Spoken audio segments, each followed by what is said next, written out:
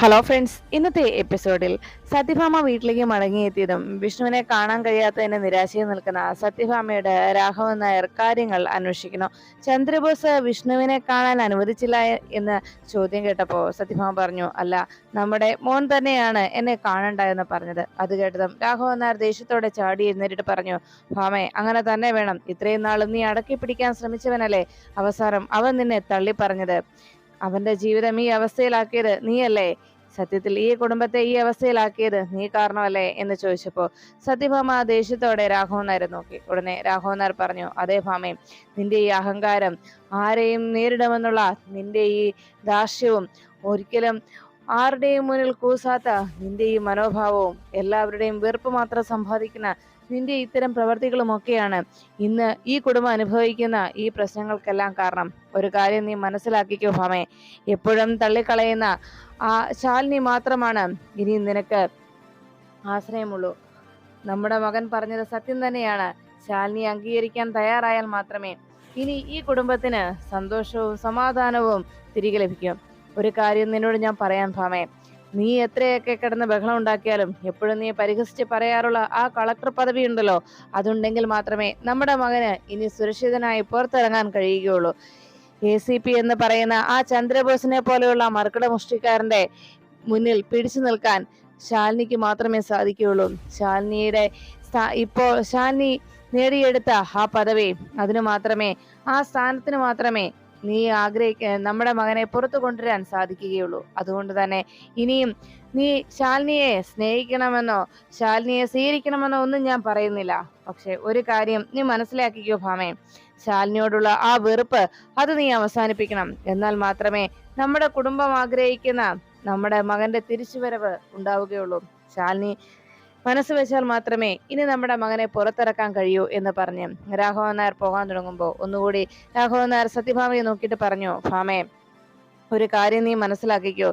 ഇനിയും നീ സത്യം തിരിച്ചറിയാൻ തയ്യാറായില്ലെങ്കിൽ, ഇനിയും നിന്റെ ഇത്തരം ദുർവാശികൾ മാറ്റിയില്ല എന്നുണ്ടെങ്കിൽ അത് അനുഭവിക്കാൻ പോകുന്നത് വലിയ വലിയ തിരിച്ചടികളായിരിക്കുമെന്ന് പറഞ്ഞു. അത് കേട്ട് നിന്ന് ശ്യാമ പറഞ്ഞു, അതേ സത്യാമ്മേ, സത്യാമ്മയ്ക്ക് കുഞ്ഞേച്ചിയോടുള്ള വെറുപ്പ് അതില്ലാതായിരുന്നുവെങ്കിൽ ഈ പ്രശ്നങ്ങളൊന്നും ഇവിടെ ഉണ്ടാകുമായിരുന്നില്ല എന്ന് പറഞ്ഞപ്പോ സത്യഭാമ ദേഷ്യത്തോടെ ശ്യാമേ എന്ന് ഉറക്കെ വിളിച്ചു. അത് കേട്ടതും രാഘവനാർ പറഞ്ഞു, എന്തിനാ ഭാമേ നീ വെറുതെ അവൾക്ക് നേരെ ബഹളം വെക്കുന്നത്?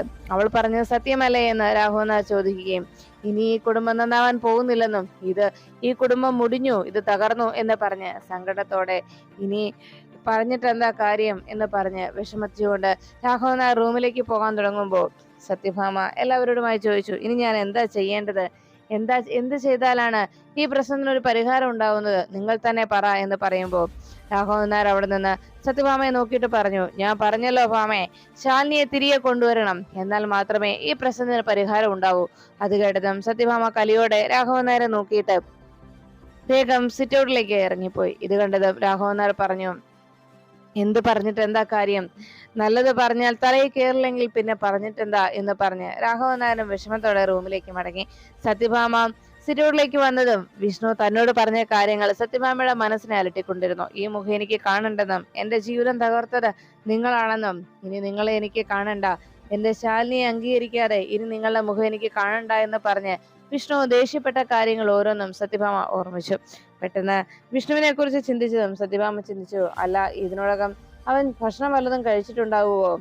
ഇനി പോലീസ് സ്റ്റേഷനിലായതുകൊണ്ട് ഭക്ഷണമൊന്നും അവൻ ഇഷ്ടപ്പെട്ടതൊന്നും കഴിക്കാൻ സാധിച്ചിട്ടുണ്ടാവില്ല. എന്തായാലും അവൻ ഇഷ്ടപ്പെട്ട വിഭവങ്ങൾ തന്നെ അവൻ ഉണ്ടാക്കിക്കൊണ്ട് പോകണം. അതും ഞാൻ എൻ്റെ കൈകൊണ്ട് തന്നെ. ആദ്യമായിട്ട് നാവിൽ ആഹാരത്തിന്റെ രുചി മനസ്സിലാക്കി കൊടുത്തത് ഈ ഞാനല്ലേ?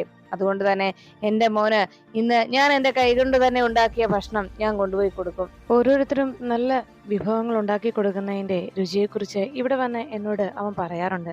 എങ്കിലും അവൻ്റെ നാവിൽ ആദ്യമായി ആഹാരത്തിൻ്റെ രുചി മനസ്സിലാക്കി കൊടുത്തത് ഈ ഞാനാണല്ലോ. അതുകൊണ്ട് എൻ്റെ മോന് ഇന്ന് എൻ്റെ കൈകൊണ്ടുള്ള ആഹാരം ഞാൻ ഉണ്ടാക്കി കൊടുക്കും. എത്രയോ നാളുകൾക്ക് ശേഷമാണ് ഞാൻ അവന് ഭക്ഷണം ഉണ്ടാക്കുന്നത്. അതുകൊണ്ട് തന്നെ അവന് ഏറ്റവും ഇഷ്ടപ്പെട്ടത് തന്നെ ഞാൻ ഇന്ന് അവനായി ഉണ്ടാക്കും. തീർച്ചയായിട്ടും എൻ്റെ മോന് അതൊക്കെ ഒത്തിരി ഇഷ്ടമാകും. അവന് ഏറ്റവും പ്രിയപ്പെട്ടതാണ് മാമ്പഴ പുളിശ്ശേരി, അതും പിന്നെ കല്ലിലരച്ച് എടുത്ത ചമ്മന്തിയും അതോടൊപ്പം പാവയ്ക്ക കൊണ്ടാട്ടവും. എൻ്റെ കുഞ്ഞ് മനസ്സ് നിറഞ്ഞ് അവൻ ഭക്ഷണം കഴിക്കട്ടെ. എന്നെല്ലാം മനസ്സിൽ ചിന്തിച്ചുകൊണ്ട് സത്യഭാമ വിഷ്ണുവിന് വേണ്ടി ആഹാരമുണ്ടാക്കുന്നു. അപ്പോഴാണ് തിരികെ വീട്ടിലേക്ക് വന്ന ശാലിനിയെ കണ്ട് ശാരദാമ്മ വിവരങ്ങൾ അന്വേഷിച്ചു. എന്തായി, വിഷ്ണുവിനെ പുറത്തിറക്കാൻ കഴിഞ്ഞോ മോളെ? എന്താ ഇപ്പോഴത്തെ അവസ്ഥ? വിഷ്ണു എത്രയും പെട്ടെന്ന് ജാമ്യത്തിൽ ഇറങ്ങില്ലേ എന്നൊക്കെ ആകാംക്ഷയോട് ചോദിച്ച ശാരദാമ്മയോട് ശാലിനി പറഞ്ഞു, അമ്മേ, ആ ACP വളരെ സ്ട്രോങ് ആയിട്ടാണ് ഇപ്പോൾ FIR എഴുതിയിരിക്കുന്നത്. നോൺ ബെയിലബിൾ ഒഫൻസ് ആക്കിയാണ് വിഷ്ണുവേട്ടനെതിരെ കേസെടുത്തിരിക്കുന്നത്. അതുകൊണ്ട് തന്നെ കാർത്തികയെക്കുറിച്ച് ഒരു വിവരവും കണ്ടെത്താൻ കൂടി കഴിയാത്തത് കൊണ്ടും മാത്രമല്ല, കാർത്തികയെ വിഷ്ണുവേട്ടൻ ഗ്രീൻ റൂമിൽ വെച്ച് ഭീഷണിപ്പെടുത്തുന്ന വീഡിയോ കൂടി ഉള്ളതുകൊണ്ട് വിഷ്ണുവേട്ടനെതിരെ വളരെ വ്യക്തമായ എവിഡൻസോടെയാണ് ആ ACPയും കാര്യങ്ങൾ നീക്കിയിരിക്കുന്നത്. ചന്ദ്രബോസിന് സത്യാമ്മയോടും വിഷ്ണുവേട്ടനോടും എന്നോടുമൊക്കെയുള്ള പക അത് കൃത്യമായി അയാൾ കാട്ടുന്ന സമയമാണ്. അതുകൊണ്ട് തന്നെ ഒരു രീതിയിലും വിഷ്ണുവേട്ടനെ രക്ഷപ്പെടുത്താൻ കഴിയാത്ത പഴുതുകൾ അടച്ചിട്ടുള്ള നീക്കങ്ങളെ അയാൾ നടത്തുകയുള്ളൂ. എത്രയും വേഗം എന്തെങ്കിലും ഒരു പോംവഴി കണ്ടെത്തിയേ തീരുവമ്മേ.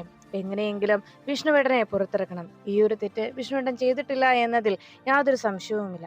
പക്ഷേ ഇതിന് പിന്നിൽ പ്രവർത്തിച്ചത് ആരാണെന്ന് ഉടനെ കണ്ടെത്തണം. അതിനുവേണ്ടിയാണ് ഞാൻ മുന്നോട്ട് നീങ്ങുന്നതെന്ന് ശാലിനി അറിയിച്ചതും ശാരദാമ്മ ചോദിച്ചു, അല്ല, ഇനിയിപ്പോൾ എന്തെങ്കിലും ഒരു വഴി കണ്ടെത്തി എത്രയും വേഗം വിഷ്ണുവിനെ പുറത്തിറക്കണം. പിന്നെ അത് മാത്രമല്ല മോളെ, ഇപ്പോൾ ആ ACP ആയിട്ടിരിക്കുന്ന ചന്ദ്രബോസിന് എല്ലാവരോടും പകയുമുണ്ടല്ലോ. പിന്നെ ഒരു കാര്യം കൂടി നമ്മൾ പ്രത്യേകം ശ്രദ്ധിക്കണം മോളെ. ഇപ്പോഴത്തെ അവസ്ഥയിൽ ACPയോട് കളക്ടർക്ക് ഓർഡർ ഇട്ടാൽ അത് അനുസരിക്കാതെ നിവൃത്തിയില്ലല്ലോ. പിന്നെ എന്തുകൊണ്ടാണ് ACPയുടെ ഇപ്പോഴത്തെ സാഹചര്യത്തിൽ വിഷ്ണുവിനെ പുറത്തിറക്കാൻ മോൾക്ക് ACPയോട് പറയാൻ കഴിയാത്തത്? അതെന്താ, അതിനെന്തെങ്കിലും പ്രശ്നമുണ്ടോ എന്ന് ചോദിച്ചപ്പോൾ ശാരദാമ്മയോട് ശാലിനി പറഞ്ഞു, അമ്മേ, അയാൾ നിയമത്തിൻ്റെത് രീതിയിലാണ്, അയാൾ നിയമം ഉപയോഗിച്ചാണ് ഇപ്പോൾ വിഷ്ണുവേട്ടനെ കുടുക്കിയിരിക്കുന്നത്. എനിക്ക് അയാളുടെ മേൽ അധികാരമുണ്ടെങ്കിൽ പോലും പോലീസ് എന്ന നിലയിൽ അയാൾ എടുക്കുന്ന ആ നിയമത്തിൻ്റെ മേലുള്ള അയാളുടെ അധികാരവും സ്ഥാനവും ഒരിക്കലും എനിക്ക് അതിനുമേൽ എൻ്റെ അധികാരം പ്രയോഗിക്കാൻ കഴിയില്ല. അതുകൊണ്ടാണ് ഇപ്പോൾ വിഷ്ണുവേട്ടനെ പുറത്തിറക്കാൻ എനിക്ക് കഴിയാത്തത്. എന്തായാലും വിഷ്ണുവേട്ടനെ പുറത്ത് ഇറക്കുന്നതിന് വേണ്ടിയുള്ള തെളിവുകൾ ഉടനെ കണ്ടെത്താൻ കഴിയും എന്ന് എനിക്ക് ഉറപ്പുണ്ടെന്ന് ശാലിനി അറിയിച്ചു. നമ്മൾ പ്രാർത്ഥിക്കുന്ന ഈശ്വരന്മാർ നമ്മളെ കാണാതിരിക്കില്ലല്ലോ എന്ന് പറയുമ്പോൾ അത് കേട്ട ശാരദാമ്മ പറഞ്ഞു, മോളെ, നിന്നോട് ഒന്നേ അമ്മയ്ക്ക് പറയാനുള്ളൂ. നിന്റെ തലയിലെ ഈ മുറിവ് പോലും നീ കാര്യമാക്കാതെയാണ് ഓടുന്നത്. ആഹാരവും സമയത്ത് കഴിക്കുന്നില്ല. പിന്നെ മോളെ, നിനക്ക് ആരോഗ്യമുണ്ടെങ്കിൽ മാത്രമേ വിഷ്ണുമോനെ പുറത്തിറക്കാൻ കഴിയൂ. അതും മറക്കരുത്. പിന്നെ ഒരു കാര്യം കൂടി അമ്മയ്ക്ക് ചോദിക്കാനുള്ളത് എന്തെന്ന് വെച്ചാൽ, വിഷ്ണുവിന് ഭക്ഷണമോ മറ്റോ കഴിക്കാൻ അവർ കൊടുത്തോ? എന്തെങ്കിലും കഴിച്ചോ? ഇപ്പോ എന്താണ് വിഷ്ണുമോന്റെ അവസ്ഥ എന്ന് ശാരദാമ്മ ചോദിച്ചതും ശാലിനി പറഞ്ഞു, വിഷ്ണുവേട്ടൻ ആകെ വിഷമത്തിലും ദേഷ്യത്തിലുമാണ്. എന്ത് ചെയ്യാനാണ്, ഭക്ഷണം കഴിക്കാൻ പോലും വിഷ്ണുവേട്ടനെ മനസ്സ് അനുവദിക്കുന്നുണ്ടാവില്ല. അത്രത്തോളം ദേഷ്യമായി പോയി കഴിഞ്ഞു വിഷ്ണുവേട്ടന്. അത് കേട്ടതും ശാരദാമ്മ പറഞ്ഞു, ശരിയാണ്, ചെയ്യാത്ത കുറ്റത്തിന്റെ പേരിലല്ലേ, ചെയ്യാത്ത തെറ്റിന്റെ പേരിലല്ലേ ഇങ്ങനെയൊരു വിധി കൂടി നേരിടേണ്ടി വന്നത്. അതിപ്പോ ആർക്കാണെങ്കിലും വേദനയുണ്ടാവും. മോളെ, നിന്നെ കാണുമ്പോൾ ഞാൻ ഓർത്തു പോകുന്നത് എൻ്റെ ആ പഴയ അവസ്ഥയാണ്, എൻ്റെ ചെറുപ്പകാലമാണ് ഞാൻ ഇപ്പോൾ മനസ്സിലാക്കുന്നതും ഓർത്തു പോകുന്നതുമെന്ന് ശാരദാമ്മ പറഞ്ഞു. അത് കേട്ടതും ശാലിനി പറഞ്ഞു, അമ്മയുടെ അതേ അവസ്ഥ എനിക്കും ഉണ്ടായി എന്നാണോ അമ്മ കരുതിയത് എന്ന് ചോദിച്ചപ്പോൾ ശാരദാമ്മ പറഞ്ഞു, എൻ്റെ മക്കളെങ്കിലും സമാധാനത്തോടെ ജീവിക്കുമെന്നായിരുന്നു ഞാൻ കരുതിയത്. എൻ്റെ മക്കൾക്കെങ്കിലും നല്ലൊരു ജീവിതം ഉണ്ടാകുമെന്ന്. എന്തായാലും ഇനി ഒരു ആഗ്രഹവും മനസ്സിൽ കൊണ്ടു നടക്കുന്നില്ല, ഇനി ഒന്നും ആഗ്രഹിക്കുന്നില്ല. വരുന്നത് പോലെ വരട്ടെ, എല്ലാം നമുക്ക് നേരിടാം എന്ന് ശാരദാമ്മ അറിയിച്ചു. അത് കേട്ടത് ശാലിനി പറഞ്ഞു, അമ്മേ, വിഷമിക്കണ്ട.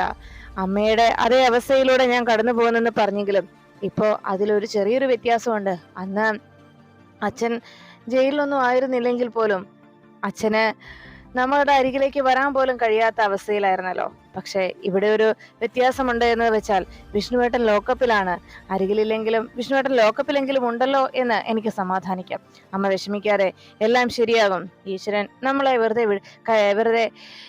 ഇതുപോലെ പരീക്ഷിക്കുകയാണ്. അതുകൊണ്ട് കൈവിടില്ലെന്ന് എനിക്ക് ഉറപ്പുണ്ട് എന്ന് ശാലിനി അറിയിച്ചു. ഉടനെ ശാരദാമ്മയോട് ശാലിനി പറഞ്ഞു, വിഷ്ണുവേട്ടൻ ഇതുവരെ ഭക്ഷണമൊന്നും കഴിച്ചിട്ടില്ല. മാത്രവുമല്ല, ഈ ഒരു അവസ്ഥയിൽ വിഷ്ണുവേട്ടന്റെ മാനസികാവസ്ഥ കൂടി മനസ്സിലാക്കണല്ലോ. പിന്നെ എന്തെന്ന് വെച്ചാൽ, അമ്മേ, അറിയാവല്ലോ, വിശപ്പ് അങ്ങനെ സഹിച്ചു നിൽക്കുന്ന ആളല്ല. വിശന്നാൽ ഭക്ഷണം ചോദിച്ചു വാങ്ങിക്കുന്ന സ്വഭാവമാണ് വിഷ്ണുവേട്ടന്. അതുകൊണ്ട് തന്നെ വിഷ്ണുവേട്ടന്റെ ഇപ്പോഴത്തെ അവസ്ഥ നമുക്കറിയാവുന്നത് കൊണ്ട് എങ്ങനെയും വിഷ്ണുവേട്ടനെ ഭക്ഷണം കഴിപ്പിച്ചേ തീരും. എന്തായാലും വിഷ്ണുവേട്ടന് എന്തായാലും ഭക്ഷണം കൊണ്ടേ കൊടുക്കണം. അമ്മേ, എന്താ ഉണ്ടെന്ന് വെച്ചാൽ വേഗം എടുക്കണം, ഞാൻ ഇപ്പോൾ വരും എന്ന് പറഞ്ഞ് ശാലിനി വിഷ്ണുവിനുള്ള ഭക്ഷണം വിളമ്പാൻ പറഞ്ഞ് വേഗം റൂമിലേക്ക് പോയി. ഈ സമയത്ത് ശാരദാമ്മ വിഷ്ണുവിന് വേണ്ടി ഭക്ഷണം തയ്യാറാക്കി കഴിഞ്ഞു. അപ്പോഴേക്കും പപ്പിമോളും സത്യയും കൂടി എങ്ങനെ വിഷ്ണുവിനെ വിഷ്ണുവച്ചനെ എങ്ങനെ രക്ഷിക്കുമെന്നതിനെ കുറിച്ച് പപ്പി ആലോചിച്ചു. എന്തായാലും സത്യയോട് കൂടി ആലോചിക്കാം. സത്യാമ്മയ്ക്ക് പോയിട്ട് വിഷ്ണുവച്ചനെ ഇറക്കാൻ കഴിഞ്ഞില്ല. അച്ഛൻ പറഞ്ഞതുപോലെ ഇനി ചേച്ചിയമ്മയ്ക്ക് മാത്രമേ വിഷ്ണുവച്ചനെ പുറത്തിറക്കാൻ കഴിയും. അതിനെന്താ പോംവഴിയെന്ന് ഒന്ന് ആലോചിക്കണം. ഞാനും സത്യയും കൂടി ശ്രമിക്കണ്ടേ? ഞങ്ങളുടെ കൂടി ആവശ്യമല്ലേ? അതുകൊണ്ട് ഞങ്ങളും അതിനു വേണ്ട കാര്യങ്ങൾ ചെയ്യും എന്ന് മനസ്സിൽ ഉറപ്പിച്ച് സത്യയെ ഫോൺ ചെയ്യാനായിട്ട് പപ്പിമോൾ പോയി. ഈ സമയത്താണ് സത്യഭാമ ഭക്ഷണം എടുത്തുകൊണ്ട് നേരെ പോലീസ് സ്റ്റേഷനിലേക്ക് എത്തിയത്. അവിടേക്ക് കാരി ബോക്സും കൊണ്ട് അവിടെ വന്നതും ഉടനെ ടിഫിൻ കാരിയറുമായിട്ട് അവിടേക്ക് എത്തിയ സത്യഭാമയെ കണ്ട് അവിടുത്തെ കോൺസ്റ്റബിൾ ചോദിച്ചു, എന്തിനാ വന്നത്? സത്യഭാമ പറഞ്ഞു, ഞാൻ വിഷ്ണുവിനെ കാണാൻ വന്ന അവനുള്ള ഭക്ഷണവുമായിട്ട് വന്നതാണ്. ഇത്രയും നേരമായിട്ടും എന്റെ മോനൊന്നും കഴിച്ചിട്ടില്ല. അവന്റെ വയറെരിയുന്നത് എനിക്കറിയാൻ കഴിയും. ഞാൻ അവന്റെ അമ്മയാണ്. അവന്റെ വിശപ്പ് എത്രത്തോളം ഉണ്ടെന്നും എനിക്കറിയാം. അതുകൊണ്ട് അവന്റെ ഇപ്പോഴത്തെ വയറിന്റെ നീറ്റൽ ഞാൻ തിരിച്ചറിയുന്നുണ്ട്. എൻ്റെ മോനുള്ള ഭക്ഷണവുമായിട്ടാണ് ഞാൻ വന്നത്. ഇത് ഞാൻ അവനൊന്ന് കൊടുത്തോട്ടെ എന്ന് ചോദിച്ചു. അത് കേട്ട കോൺസ്റ്റബിൾ പറഞ്ഞു, അയ്യോ, ACP സാറ് പ്രത്യേകം പറഞ്ഞിട്ടുള്ള കാര്യമാണ്, ഇനി ആരെയും കാണാൻ അനുവദിക്കരുതെന്ന്. സാറ് ഇപ്പൊ ഇവിടെ സ്ഥലത്തില്ല. സാറെങ്ങാനും ഇത് അറിഞ്ഞാൽ എനിക്ക് നന്നായിട്ട് ചീത്ത കേൾക്കേണ്ടി വരും. അതുകൊണ്ട് ഇപ്പോ നിങ്ങൾ ഇതുമായിട്ട് പോകാൻ നോക്കുക എന്ന് പറഞ്ഞപ്പോൾ വീണ്ടും സത്യഭാമ ചോദിച്ചു, സാറിനും ഒരമ്മയില്ലേ? അമ്മയുടെ ആ സങ്കടം എന്താന്ന് സാറിന് മനസ്സിലാവില്ലേ? അതുകൊണ്ട് ഞാനിതൊന്നും എൻ്റെ മോന് കൊടുത്തോട്ടെ, അതിന് സാറൊന്ന് അനുവദിക്കണം എന്ന് വീണ്ടും സത്യമ്മ കെഞ്ചി ചോദിക്കുന്നത് കണ്ട് ഉടനെ ആ കോൺസ്റ്റബിൾ പറഞ്ഞു, ശരി, എന്തായാലും തൽക്കാലത്തേക്ക് നിങ്ങൾ ഇത്രയൊക്കെ പറഞ്ഞ സ്ഥിതിക്ക് ഇപ്പോ നിങ്ങൾ വേണമെങ്കിൽ ഈ ഭക്ഷണം കൊടുത്തിട്ട് പോയിക്കോ. പിന്നെ ഒരു കാര്യം, ഇതിനെ ആവർത്തിക്കാൻ പാടില്ല. പിന്നെ എന്തെന്ന് വെച്ചാൽ എത്രയും വേഗം തന്നെ ഇത് കൊടുത്തിട്ട് പൊക്കോണം എന്ന് പറഞ്ഞു. ശരി സാർ, ഇപ്പൊ തന്നെ ഞാൻ എൻ്റെ മോനത് കൊടുത്തിട്ട് പൊയ്ക്കോളാം എന്ന് പറഞ്ഞ് സത്യഭാമ നന്ദി പറഞ്ഞുകൊണ്ട് ആ ടിഫിൻ കാരിയറുമായിട്ട് നേരെ വിഷ്ണുവിന്റെ മുന്നിലേക്ക് ചെന്നു. മോനെ വിഷ്ണു, ദാ ഞാൻ നിനക്ക് ഭക്ഷണം കൊണ്ടുവന്നിട്ടുണ്ട്. അമ്മ മോനു ഇഷ്ടപ്പെട്ട കറികൾ ഉണ്ടാക്കിക്കൊണ്ടാ വന്നത്. ദാ ഇത് കഴിക്കുമോനെ എന്ന് പറഞ്ഞ് വിഷ്ണുവിനെ വിളിച്ചു. വിഷ്ണു സത്യഭാമയുടെ ശബ്ദം കേട്ടപ്പോൾ തന്നെ അമ്മയ്ക്ക് മുഖം കൊടുക്കാതിരിക്കാനായി ആ ഭിത്തിയുടെ മറവിൽ ഒളിച്ചു നിന്ന വിഷ്ണുവിനോട് സത്യഭാമ വീണ്ടും വിളിച്ചു, മോനെ അമ്മയൊന്ന് നോക്കടാ. പിന്തിരിഞ്ഞു നിന്ന വിഷ്ണു പറഞ്ഞു, വേണ്ട, എനിക്ക് നിങ്ങളെ കാണണ്ടെന്ന് പറഞ്ഞതല്ലേ, പിന്നെയും നിങ്ങൾ എന്തിനാ ഇങ്ങോട്ട് വന്നത് എന്ന് വിഷ്ണു ദേഷ്യപ്പെട്ടു. ഉടനെ സത്യഭാമ പറഞ്ഞു, മോനെ എനിക്കറിയാം നിന്റെ സങ്കടവും വിഷമവും ഒക്കെ, എങ്കിലും എൻ്റെ മോന് വിശക്കുന്നുണ്ടെന്ന് ഈ അമ്മയ്ക്ക് മനസ്സിലായി. അതുകൊണ്ടാണ് അമ്മ മോനുള്ള ഭക്ഷണവുമായിട്ട് വന്നത്. എൻ്റെ പൊന്നുമോൻ ഇതൊന്ന് കഴിക്കേ, ദാ മോൻ ഇഷ്ടപ്പെട്ടതൊക്കെ അമ്മ ഉണ്ടാക്കിക്കൊണ്ട് വന്നിട്ടുണ്ട് എന്ന് പറഞ്ഞതും വിഷ്ണു പറഞ്ഞു, അതെ, എൻ്റെ ഇഷ്ടങ്ങൾക്ക് എന്ത് പ്രാധാന്യമാണ് നിങ്ങൾ കൊടുത്തിട്ടുള്ളത്? നിങ്ങളുടെ ഇഷ്ടങ്ങളും നിങ്ങളുടെ ആവശ്യങ്ങളും എൻ്റെ മേൽ അടിച്ചേൽപ്പിക്കാനല്ലേ നോക്കിയിട്ടുള്ളൂ. എൻ്റെ ഇഷ്ടങ്ങൾക്ക് യാതൊരു വിലയും കൽപ്പിച്ചിട്ടുണ്ടായിരുന്നില്ലല്ലോ. അതുകൊണ്ട് തന്നെ എനിക്ക് വേണ്ട, എനിക്ക് വിശപ്പില്ല. ഇപ്പോൾ ആ ഭക്ഷണം കഴിക്കാനുള്ള വിശപ്പ് എനിക്കില്ല. അത് എന്നെ ഈ വിശപ്പെന്ന് പറയുന്നത് ഇപ്പോൾ എന്തെന്നറിയാത്ത അവസ്ഥയിലാണ് ഞാൻ നിൽക്കുന്നത്. എന്തായാലും എനിക്ക് ഈ ഭക്ഷണം വേണ്ട, എനിക്ക് വേണ്ട, നിങ്ങളിത് തിരിച്ചു കൊണ്ടുപോയിക്കോ എന്ന് വിഷ്ണു ദേഷ്യത്തോടെ അറിയിച്ചു. ഭക്ഷണം കഴിക്കണമെങ്കിൽ അത് മനസ്സിനു കൂടി ഒരു തോന്നലുണ്ടാവണം.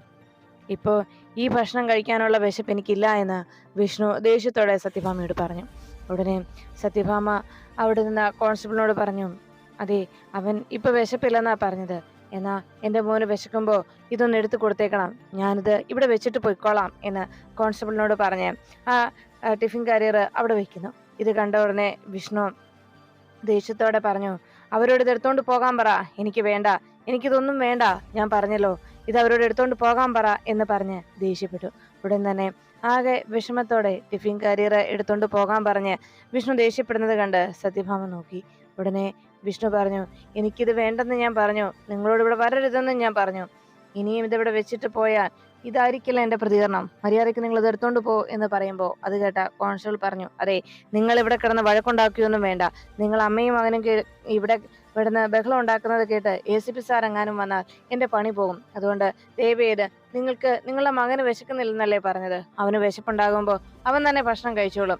അല്ലെങ്കിൽ അതിനെന്തെങ്കിലും പോംവഴി ഞങ്ങൾ കണ്ടോളാം. തൽക്കാലം നിങ്ങൾ ഇതെടുത്തോണ്ട് പോകാൻ നോക്ക് എന്ന് പറഞ്ഞ് വിഷ്ണു സത്യഭാമയോട് കോൺസ്റ്റബിൾ ദേഷ്യപ്പെടുന്നു. സത്യഭാമ ആകെ സങ്കടത്തോടെ വിഷ്ണുവിനെ ഒരിക്കൽ കൂടി നോക്കി.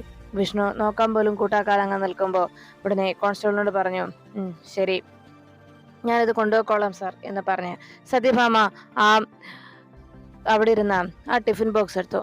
എന്നിട്ട് വിഷമത്തോടെ ആ ടിഫിൻ കാരിയർ എടുത്തുകൊണ്ട് വിഷ്ണുവിനെ നോക്കി പറഞ്ഞു, മോനെ, എടാ, നിനക്ക് ഏറ്റവും ഇഷ്ടപ്പെട്ട മാമ്പഴ പുളിശ്ശേരിയും കല്ലിലരച്ച ചമ്മന്തിയും പാവയ്ക്ക കൊണ്ടാട്ടവും ഒക്കെയാണ് അമ്മ കൊണ്ടുവന്നത്. കല്ലിലരച്ച ചമ്മന്തി അത് നിനക്ക് പണ്ട് മുതലേ ഇഷ്ടമുള്ളതല്ലേ? അതിൽ ചൂട് ചോറ് കുഴച്ച് അമ്മ തരുമ്പോൾ എൻ്റെ മോൻ വയറ് നിറച്ച് ഭക്ഷണം കഴിക്കുന്നത് അമ്മയ്ക്ക് ഇപ്പോഴും ഓർമ്മയുണ്ട്. എൻ്റെ മോൻ ഏറ്റവും കൂടുതൽ ഇഷ്ടമുള്ളതുമായിരുന്നല്ലോ അത്.